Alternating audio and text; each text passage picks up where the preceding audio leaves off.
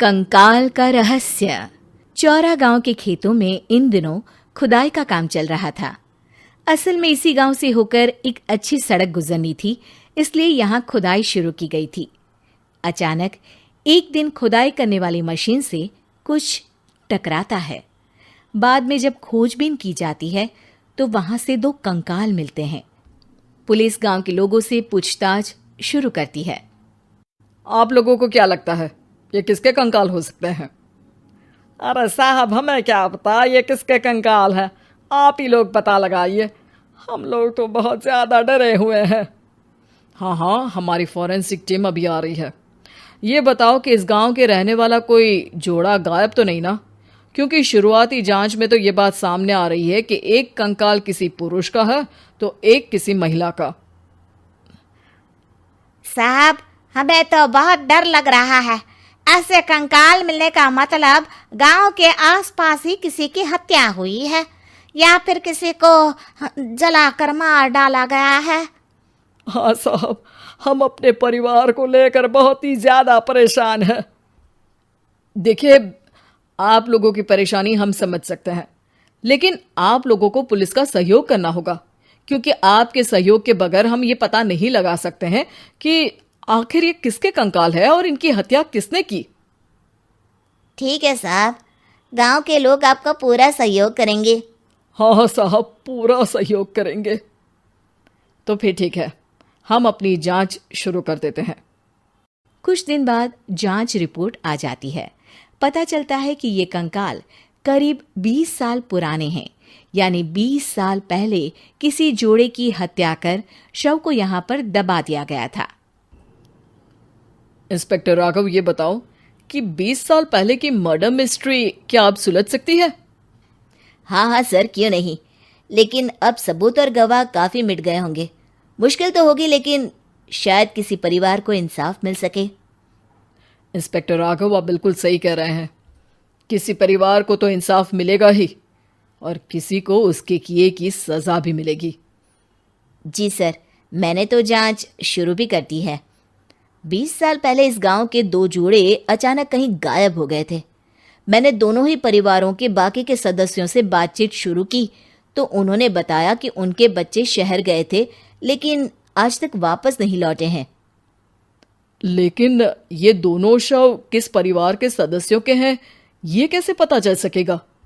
Sir, मैंने DNA test करवा लिया है। आज शाम तक इसकी रिपोर्ट भी आ जाएगी। अच्छा, ठीक है। उसी शाम को सर, डीएनए रिपोर्ट के मुताबिक ये दोनों ही लाशें चौरा गांव के रहने वाले प्रधान सुल्तान सिंह के बेटे और बहू की है। लेकिन इनकी हत्याएं किसने की है, ये कैसे पता लगेगा? इसी का तो पता लगाने की कोशिश में जुटा हूं सर। आज सुल्तान सिंह से मिलने भी जा रहा हूं। मेरा बेटा और बहू तो मेरे लिए सिर्फ यादों में ही रह गए थे। हमें उनकी लाशें तक नहीं मिल सकी थी। आज 20 साल बाद उनके कंकाल मिले हैं। मैं अब किसके लिए जीऊं?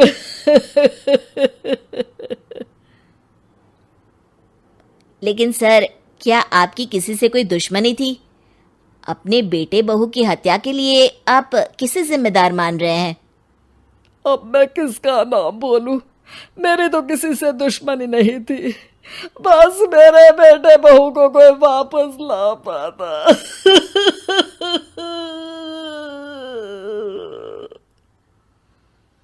इसके बाद सुल्तान सिंह फूट फूट कर रोना शुरू कर देते हैं।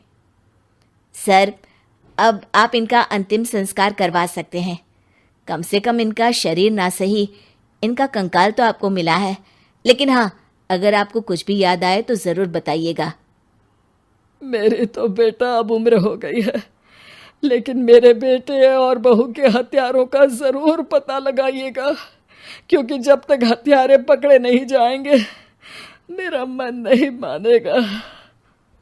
सर, हमारी पूरी कोशिश रहेगी हत्यारे को पकड़ने की। लेकिन एक बात बताइए, उस वक्त आपको किस पर शक गया था? उस वक्त मेरे एक ड्राइवर को पकड़ा गया था, लेकिन सबूतों के अभाव में उसे छोड़ दिया गया था। अच्छा, और ड्राइवर पर कैसे शक हुआ था? क्योंकि उस दिन ड्राइवर छुट्टी पर था।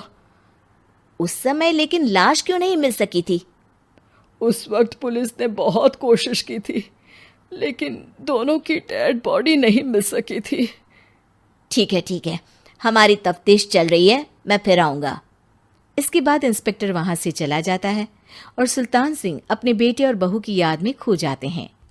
कुछ दिन बाद सुल्तान सर, एक बात बताइए, जब आपके बेटे बहू की हत्या हुई थी, उसी के आसपास आपके ही गांव का रहने वाला एक और जोड़ा उसी वक्त गायब हो गया था ना?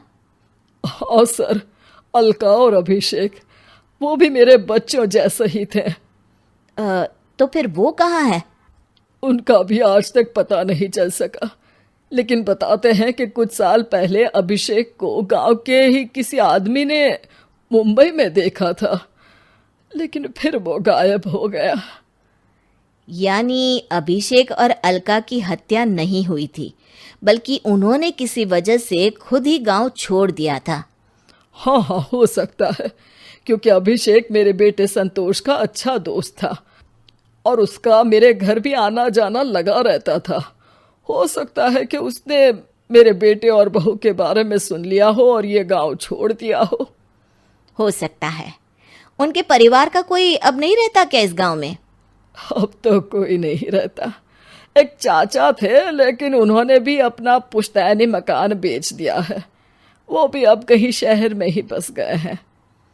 ओह, अभिषेक और अलका के बारे में भी पता लगाना होगा। हो सकता है कि वही इस हत्या के बारे में कुछ बता सके। हो तो सकता है, लेकिन वो बेचारे तो खुद ही वक्त के मारे थे, वो क्या बताएंगे। फिर भी सर, जब केस दोबारा खुला है तो जांच तो करनी ही पड़ेगी, और इस बार तो लाशें भी बरामद हुई है। कुछ दिन तक लगातार तफ्तीश चलती रही। एक दिन थाने से सुल्तान सिंह को फोन आता है। हाँ, कौन बोल रहा है?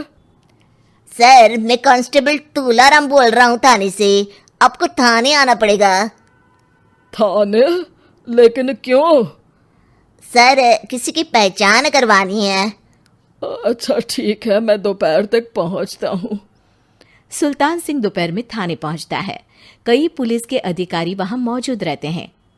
सर, आपके बेटे की हत्या का रहस्य आज शायद सुलझ जाए। अच्छा इंस्पेक्टर राघव, पर वो कैसे? सर, उस आदमी को देखिए, क्या वही अभिषेक है?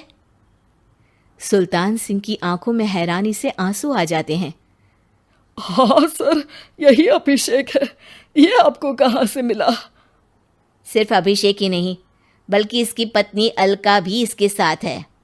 मैडम, जरा अभिषेक की पत्नी को लाइए। जैसे ही अलका को पेश किया जाता है, सुल्तान सिंह जमीन पर गिर जाते हैं। सुल्तान सर, क्या हुआ आपको? आप अलका को देखकर गिर क्यों गए? सुल्तान सिंह सर पकड़कर बैठ जाते हैं। ये अलका नहीं, बल्कि ये तो मेरी बहू रितु है। पूरा थाना एक दूसरे का मुंह देखने लगता है। क्या? इसके बाद हर किसी को दो कंकाल और हत्या का रहस्य समझ में आ गया। अभिषेक और रितु ने मिलकर संतोष और अलका की हत्या की थी और लाश को जमीन के नीचे दबा दिया था। आज 20 साल बाद इस हत्या का रहस्य खुल सका था कि अवैध प्रेम संबंध में 2 मासूमों की जान गई थी।